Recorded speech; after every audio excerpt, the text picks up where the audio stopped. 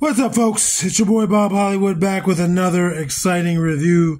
Today's review is going to be of this WWE Ultimate Edition Roddy Piper, and then it's going to be of the Monday Night Wars WWE versus WCW. This is a WCW figure, and it says Nitro, April 28th, 1997. If we look at the back, we see a picture of the figure posing, and then we also see, I guess, the aforementioned night where our guy Roddy Piper is talking to somebody, talking to the crowd. It says, as the NWO sought to upend WCW, Hot Rod arrived to even the odds. Finally, WCW had a force of chaos. Damn, I can't read.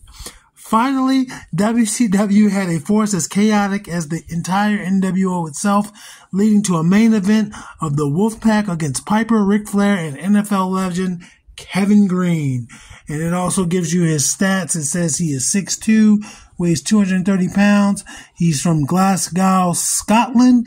His finisher is the sleeper hold, and his career highlights are WCW United States champion. Obviously, this is just WCW stats. He was, I believe, the Intercontinental champion in WWE. I could be mistaken. I know he was never a world champion anywhere he went, or rather, these bigger promotions like WCW, WWE. On the bottom, we get some legalese and a barcode. This just says it's from the year 2023, but these just released. So take that with a grain of salt. And we can see in the packaging, this big window, he has 3 hits total, a jacket with arms that come off and 2 sleeves, and I believe 2 sets of hands. And on this side, we see a piece of art.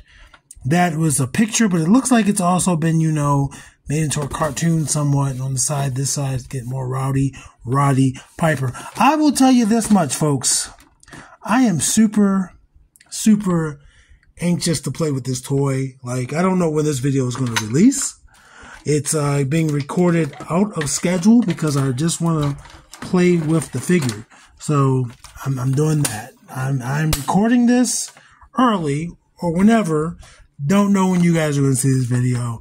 And also, I also want to mention, I talk all the time about Hollyworld and what the toys do. And these characters does this with this character. The actual man, rest in peace, Roddy Piper. The actual man, Roderick Toombs, is from Canada. He's a Canadian. Obviously, his character is Scottish. And in Hollyworld, this guy is going to rock with Destro. This is going to be Destro's father. So, like, I'm just looking forward to that. I'll be right back while I bust this guy out of his plastic prison.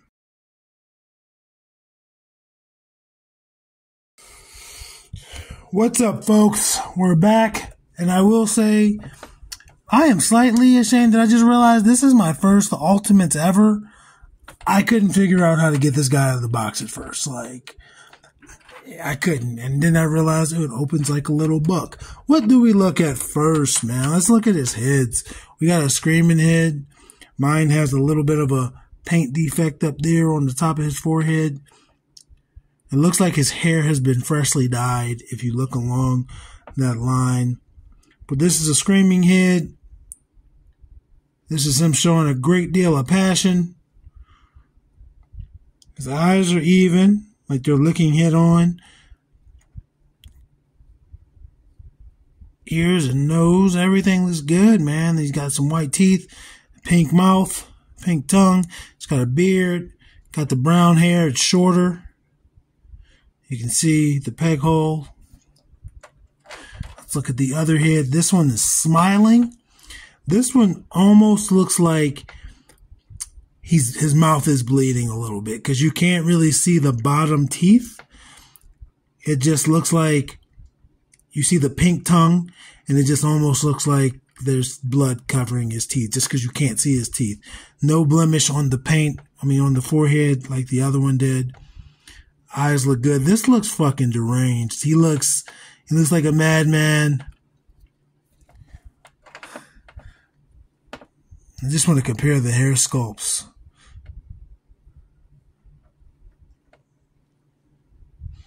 I think it looks good. This one, the Screaming Head, again, has some blemishes. Let's go ahead and look at the head he came with. In the packaging, and this is just a normal face, as if, you know, he's sitting there listening to you talk, like, okay, all right, sure, yep, I can do that for you, sure. He's not saying anything. There's no thought here. Maybe he's thinking, I'm gonna beat up that punk Gold Dust in the parking lot. Yeah, that was a WWE event. That was what, WrestleMania like 14 or something. Anyway, then you get these arm sleeves. These are the sleeves to his jacket. They're all black, except for some silver for the zipper there. You can see where the hands go.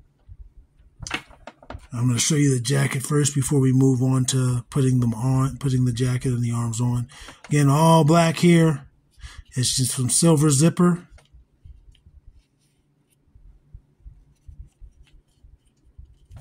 So, these arms should just pop out.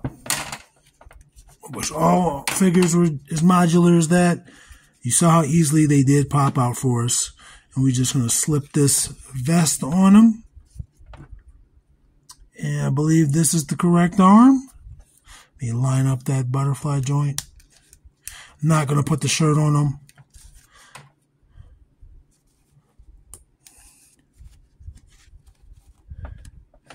And now he's wearing the jacket.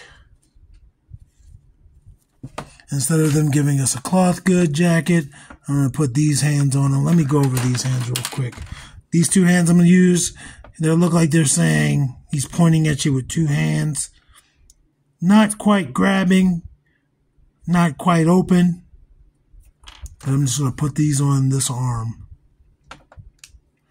And that went in no problem. That went in no problem. So there he is. In the leather jacket. No writing again on the jacket. Let's look at his other accessories. He has one shirt that says Icon. There's no Velcro. This just slips on. So you would, again, have to take his arms off if you wanted either way. With the jacket or without the jacket, you'd have to take those arms off again. This just says ICON, Icon. And then this one says Reality Check. Again, no Velcro. You'd have to take the arms on and off in order to get these on. And they're just black with white. Maybe the reality, no, that's white. I was going to say maybe the Reality Check had silver lettering, but it's all white. And the inside of the shirts are silver.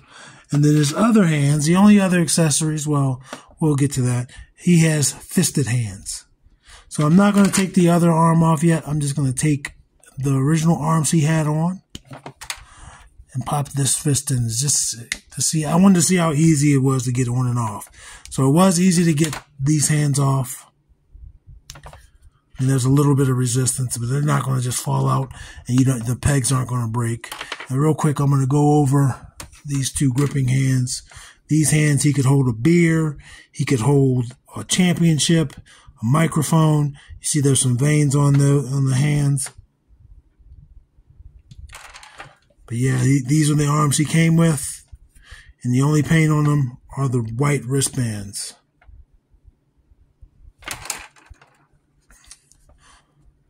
So yeah, we went over his face. The only other accessory is his kilt. And this kilt has this belt. Give me 1 second. I think it's going to be easier for me if I don't have the jacket in the way. He's just going to be armless for a little while. There's the belt. And the belt does have a peg or really a hole to be able to open and close it. Just like that. And then he has the kilt itself. And the kilt has Velcro, which allows him to take it on and off. So the belt is just for decorative purposes. The belt does not do anything to keep the kilt in place or on. The kilt has Velcro. And this is just a white or red kilt with white stripes, thin white stripes. We're going to put it back on him. Actually, let's not. Let's put these regular arms on him so we can go over his articulation and whatnot. I will say Roddy Piper was probably my first, I don't know, the first wrestler I fell in love with. I don't remember all the details. I just remember being in love with the Hot Rod. I mean, of course, there was Warrior versus Hogan. I remember watching that on VHS and losing my mind. And then Bret Hart. But this guy was before Bret Hart. Not this version, obviously, but this is before Bret Hart. And you know, I'm just now putting together why he's wearing blue. I'm seeing the socks. That's the Scottish flag and colors and whatnot. And I'm just now putting that together. I never said I was a genius. Look at his boots. And you can see, I'm noticing that now. There's a RP for Roddy Piper. Oh man, the paint for the laces, almost immaculate. There's a little bit of blemish here, but almost immaculate, man. And then I got a little bit of paint missing for his socks. But those are really clean lines. He looks good, man. This is the Hot Rod. Man, this is a good figure. Like I said, before Bret Hart, before Kurt Angle, this was my guy. I remember being in Ocean City with my bros, and we found out that he died. And at first I was just like, man, people die. And then whilst we were sitting there, I know it looked like I just made them kiss. I didn't. I don't know what I was doing. But whilst we were sitting there, they were like, yeah, Piper died. And I was like, man, people die all the time. And this was his. And probably not even 20 minutes passed, and then a tear rolled down my eye. And I will say, obviously wrestlers have died. Wrestling has been a part of my life forever. It was probably the first, thing I really enjoyed watching as a kid. Thank you to my mother for introducing me to it. But I will say, I cried when Piper died. I cried when Bray Wyatt died. I cried when Benoit died. I'm not going to lie. I think those are the only three wrestlers that I cried when they died. And of course, I cried when Kobe Bryant died. And I still get sad over Norm Macdonald and Bernie Mac. But it is what it is. This was the first wrestler that I ever loved. Enough talking. We went over his accessories. He's in his bare bones. Nothing hindering our going over his articulation. Let's do that. His head, let's just say that's the base. It looks down. It looks up. Only thing I would say would be better if it did have a disc hinge in there, which they just don't do. But, I never saw how hard it was to get the heads on and off. Let's do that real quick. You saw how easy that was. When the figures don't have heads that come with them or come on and off, those heads are a little bit harder to get off. Let's look at his arms. He gives you better than a T.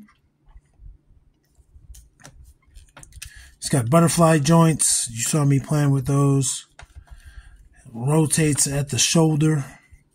Bicep swivel. Whoops. Bicep swivel 360. Double jointed pinless elbows.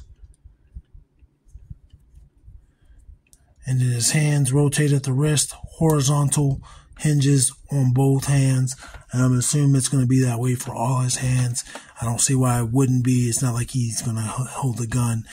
And you see, he's got the torso.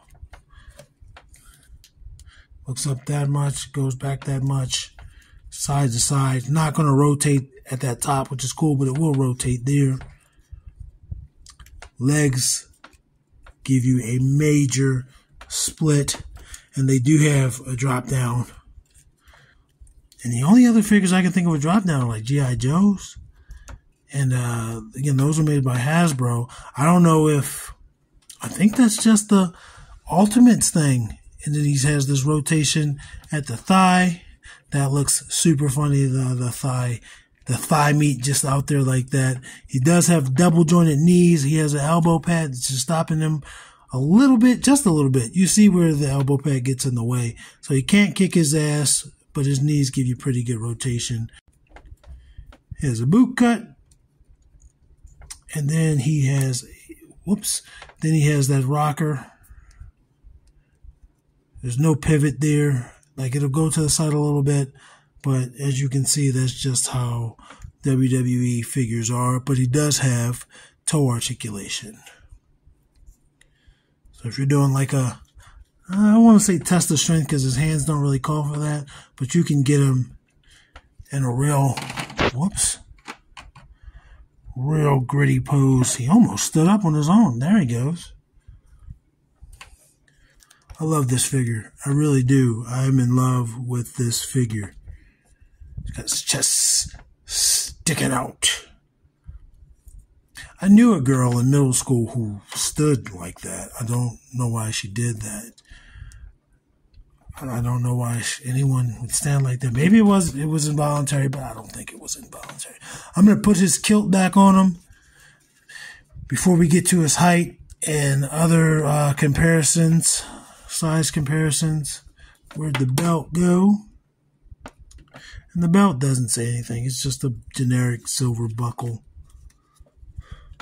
You know, sometimes it might be like, oh, it's a bull or a skull, or, you know, it's just a generic buckle. And the kilt, these were not on the side. They were off kilter like that, but they weren't all the way behind him. So we're going to try to just put them like that. Stand our guy here. Why do I always misplace the damn ruler? It was hiding under his box. Let's get his height. Just under 7 inches. Just under 7 inches. He's a big boy.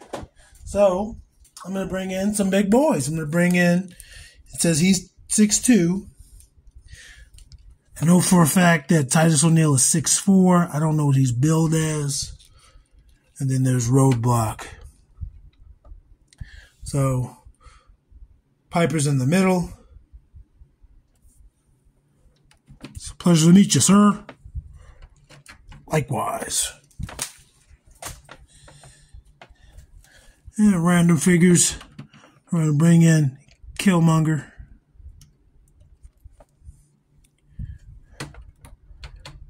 And Winston. He's towering over Winston. And he's got a good bit of height on Killmonger. Excuse me. Might have to call it a night after this video. And then there's John Jones. John Jones is also 6'4", but obviously that's not to scale. And Lando is 5'9".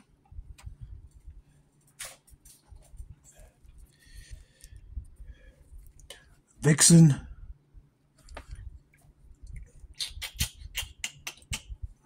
And then Andra. He's taller than both. And our final comparisons are going to be Devin, who's supposed to be 5'9", and Lucio. He's obviously taller than both of them. So, yeah, this is my first Roddy Piper figure, possibly ever. I don't remember if I had, like, the little kind that you push down and they could do stuff. I remember having Shawn Michaels of that. But, I want the John Nada figure, I know that much. And maybe the Coliseum collection because he's a younger Piper. But this guy is cool. This guy is cool beans. I like him. Get this guy. And I bought him off of eBay for $50. The tracking did not update, so the guy was like, "Oh, it might be lost." He said he went to the post office and everything. But then I told my boy Mike, I was like, "Hey man, be on the lookout for me for the new Piper." I ordered him, but he might not come. And the next day, he was in the mailbox. Tracking never updated. It is what it is. This guy's cool. Action figures speak louder than words.